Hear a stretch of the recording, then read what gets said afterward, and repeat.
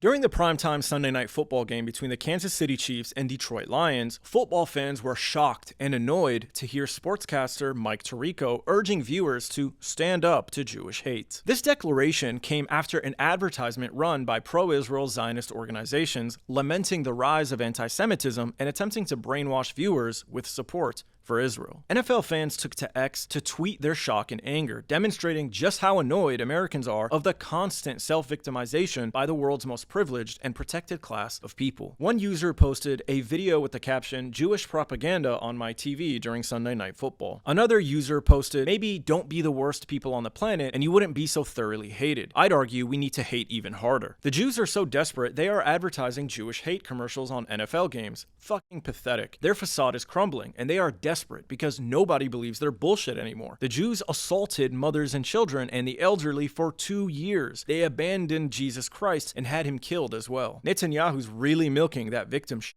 Announcers crack me up when they randomly tell me to stand up to Jewish hate while I'm watching Sunday Night Football. If you don't know who runs the show, wake up. You get the idea. Americans are fed up, and the Zionists know it, which is why they are pumping hundreds of millions of dollars and paying influencers up to $7,000 per post to try and win back the American population. They also, of course, purchased TikTok in an aggressive takeover bid and are now suppressing all Palestine content to try and wipe the memory of the genocide they literally just committed. But their propaganda doesn't seem to be working, and the polls reflect that. None of this propaganda is new, by the way. During the Super Bowl in 2024, New England Patriots owner and Jewish Zionist Robert Kraft paid millions of dollars to run ads on standing up to Jewish hate. In one ad, he tapped his longtime friend Tom Brady and Snoop Dogg to raise awareness. I hate you because we're from different neighborhoods. I hate you because you look different. I hate you because I don't understand you. I hate you because people I know hate you. I hate you because I think you hate me. Because I need someone to blame. Because you talk different. Because you act different. Because you're just different.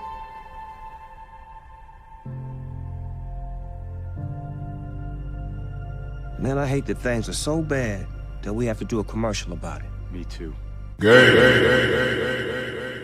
The ad is ridiculous and didn't even move the needle a single inch. If you notice, the ad tries to present anti-Semitism as stupid and irrational. I hate you because someone I know hates you, or I hate you because you're different. I hate you because I need someone to blame. This is actually Zionist propaganda because it tries to present criticism of Israel, Zionism, genocide, ethno-supremacy, and apartheid as anti-Semitism, as Qatar's fault, as trolls, as jealousy. Now, I will point out that Jewish hatred is actually on the rise. At the same time, though, it's overplayed. People are simply sick and tired of the Jews, but not because of an inherent hatred for them, but because they see the influence and privilege they have, their self-victim identity politics, and their overwhelming support for Israel, which is committing genocide against the Palestinians. And that's what actually bothers them. Instead of blaming this on Netanyahu or Israel as a whole, these Jewish organizations are blaming it on you. It's classic narcissistic behavior. Deflect, deny, project. While hatred of Jews has definitely risen, it isn't like there are pogroms in the streets. The violence we have seen mostly comes from Zionist Jews themselves, harassing and attacking protesters in the streets or on college campuses because they cannot stomach criticism of the genocidal Jewish supremacist colony on the other side of the planet. In fact, many cases of anti-Semitism against synagogues or people's homes have been debunked and exposed, revealing that Jews themselves were actually false flagging attacks against themselves. In one case, a French Jewish woman was caught after spray painting the hate messages on her own property herself. In another case, this Canadian business owner was caught attacking her own store. When the attack was reported last week, it seemed believable.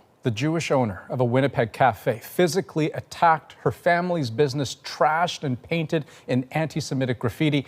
It shocked the community and led to an outpouring of support, exactly the way you'd expect. But then today, it all got turned upside down. Police say the cafe owners staged the whole thing and have charged them with a crime. Even though there was indisputable evidence, this bitch had the nerve to lie and insist that the attack was actually real. Did you fake the vandalism We around didn't. We didn't. Because we don't joke about swastika on our walls. They flatly deny it, insisting they are in fact victims of hate. Oksana Barrett and her son Maxim explaining themselves on CBC Radio just after being charged along with Oksana's husband hours before for public mischief. In this moment, somebody grabbed me. She insists on last Thursday night she was alone inside her Winnipeg cafe when she was attacked. The cafe was also robbed and vandalized with anti-Semitic graffiti. The story caused an outpouring of sympathy and defiant denouncements of hate. Until today. In the end, we found evidence of a crime.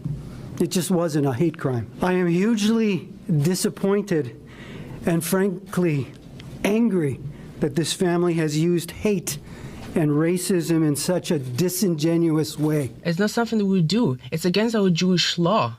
It's against our beliefs. There are so many cases of Jews attacking themselves and then playing victim. For instance, this Israeli-American teenager was found guilty of making about 2,000 hoax bomb threats against Jewish and other institutions in the United States. 2,000 fake bomb threats by one Jew. Can you imagine how many other false flag incidents there are? There's also the issue of how the ADL and other Jewish organizations document anti-Semitic events. Their numbers are massively inflated because they consider any criticism of Israel as anti-Semitism. So every single campus sit-in, protest, tweet, viral video, they are all included in their statistics, which drastically inflates the numbers of anti-Semitism. In 2024, the ADL tabulated 9,354 anti-Semitic incidents across the United States, representing a 5% increase from the thousands of incidents recorded in 2023, a 344% increase over the past 5 years, and a 893% increase over the past 10 years. It is the highest number on record since the ADL began tracking anti-Semitic incidents 46 years ago. For the first time in the history of the audit, a majority of all incidents contained elements related to Israel or Zionism. A large portion of Israel-related anti-Semitic incidents occurred at or in the vicinity of anti-Israel protests. Out of over 5,000 anti-Israel rallies tracked by the ADL in 2024, 2,596 involved anti-Semitic messaging in the forms of signs, slogans, or speeches. Incidents on college and university campuses rose more steeply than those in any other location. While incidents decreased by 14% at Jewish institutions, they remained elevated compared to October 7th. Yeah, no shit, Sherlock. Anti-Semitism is down at Jewish institutions because people take issue with Israel, Zionism, genocide, ethno-supremacy, not Judaism itself. I think the way they describe their own data collection reveals the problem. They are inflating the numbers by literally altering the definition of anti-Semitism and including criticism of Israel and Zionism. I now want to return to the Super Bowl ads Robert Kraft ran because they are hilarious. Let's go, Mom. We're gonna be late.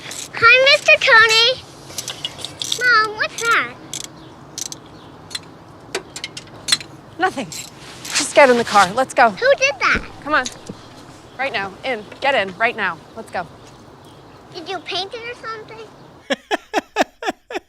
She literally asked her own mother, "Did you paint it or something?" As we demonstrated earlier, she probably did paint it herself. Seatbelt on right now. Put your seatbelt on.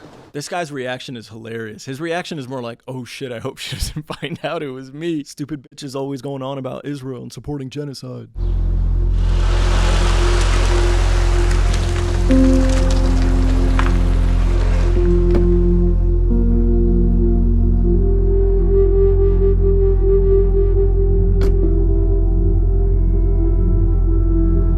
Then she comes home and she's devastated. Like, oh shit, I just called all the media and politicians to come juice the hell out of this story and now it's gone. What am I gonna do? I gotta paint it again. Eyal Jacobi was gonna come here and do a press conference and cry about how he's not feeling safe.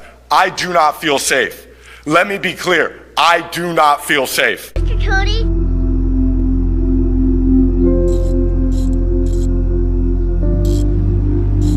And then he has paint all over his shoes and jeans. Like, he's the worst painter of all time. I'm surprised there isn't paint all over the driveway because his dumbass made a huge mess.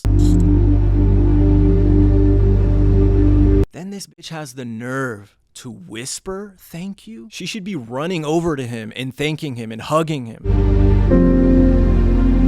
1 in 4 Jews were victims of hate. By this, they mean 1 in 4 Jews witnessed criticism of Israel. Overall, it's a really stupid advertisement. And again, it obviously didn't work because criticism of Israel has only increased since the time they ran this ad during the Super Bowl last year. The Zionists have completely lost the narrative. They cried wolf for decades over anti-Semitism, cheapening the meaning of it, and have now exposed themselves as genocidal ethno-supremacists, and America and the world is completely fed up over it. Now, if you're annoyed by their desperate attempts, I'm sorry to tell you that it's only going to get worse because Jewish Zionist Americans and the state of Israel are committing hundreds of millions of dollars for more propaganda, and that doesn't even include the billions they spent on acquiring CBS and TikTok. Anyway, let me know what you think in the comment section. Take care of yourselves. Shifting gears to a more unfortunate headline from this week. The frightening rise in anti-Semitism, in particular, hate in general. And we're seeing that contagion, not just in sports, but music, politics, and across society. Folks, hate is a disease. It is a virus that spreads and kills. Now, to cast doubt on or state definitively that the Holocaust did not happen, that's as hurtful and wrong as saying the lynching of black people didn't happen or that being enslaved was a choice. Trust nothing.